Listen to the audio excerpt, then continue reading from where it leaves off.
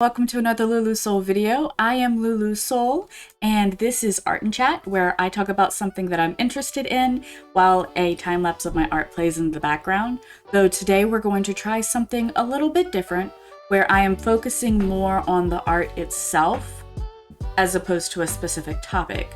And the reason behind that is in about a week, Inktober is gonna land. Yay, Inktober! And I made a video earlier on, I will link it here. It'll either be here or here. I don't know where it'll show up, but it will. And I was talking about Inktober and all of these amazing plans I had for it. And then I saw an Emily Artful video, and that changed everything. So, let's get started.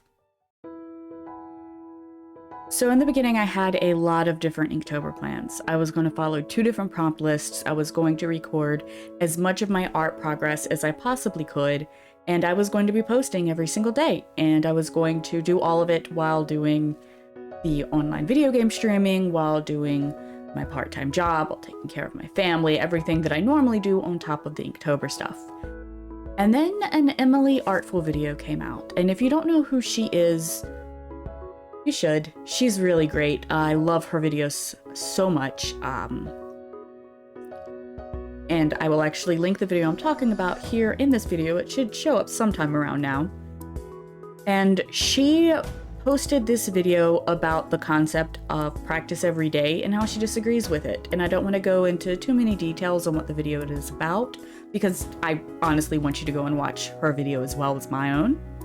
But the TLDR is she talks about practicing with intention versus necessarily drawing the same thing every day.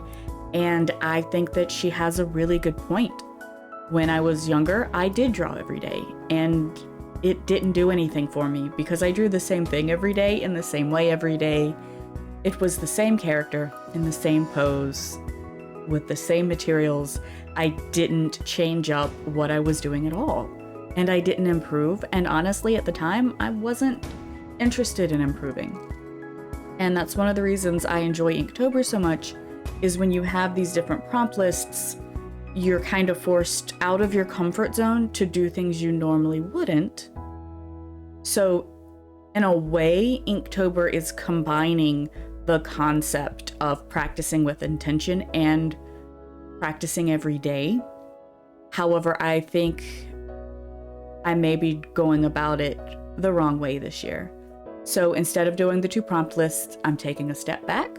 I'm going back to using the original prompt list if I like the prompt. If not, I may deviate to another prompt that day. I am still going to draw every day, but I'm going to do 30 days of AdorkaStock pose references, which her DeviantArt will actually be linked in the video description below as well.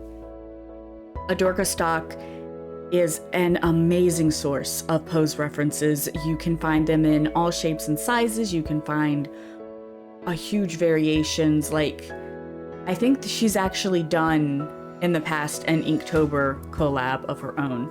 But so I'm taking a little bit of my comfort zone, which is people. I'm going out of my comfort zone using the Inktober prompts, and I'm using very specific pose references to study what I want to draw while drawing it. So I'm going to practice with intention every day. And what that might mean is my drawings might not get finished. But even if they don't get finished, I do plan on uploading them all into here, even if I do still only upload once a week. I don't know yet if that'll be the case. That being said, I actually did want to go into the art that I have been making this week. Now, as you can see, I have a witch. She's got her little watermelon, and I'm getting to the point now where I've been coloring her in.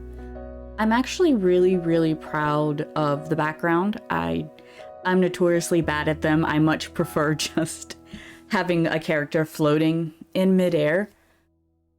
And I actually chicken out. You'll see a little bit later in the video.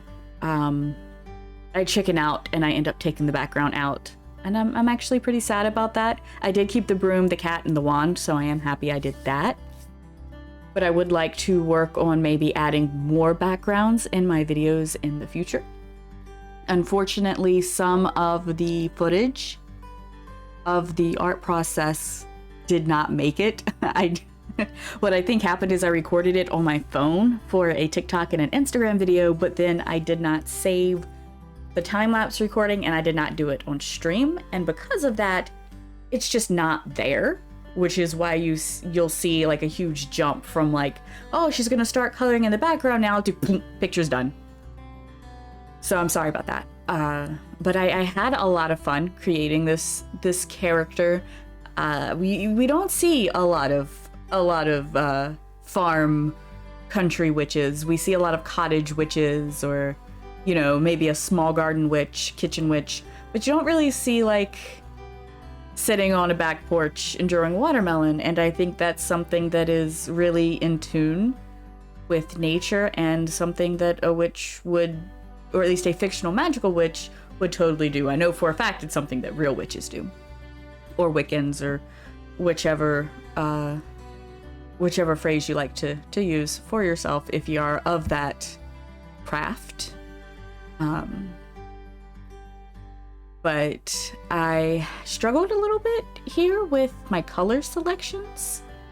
I eventually got it right. I finished the cat twice. I finally figured out what colors I wanted to make the cat. I wanted to go for a calico cat instead of a normal black cat. I completely colored her out, and then my program glitched. It did something really, really weird, and a lot of my progress got wiped away. So I had to paint the cat twice, and I think I had to paint the sunflower twice. And I'd really like to know what you guys think of the idea of a calico witch's cat, a calico familiar, as opposed to the more traditional black cat. I also like the idea of her eating watermelon. I wanted to kind of bring out the idea of summer finally coming to an end. We're finally going into fall.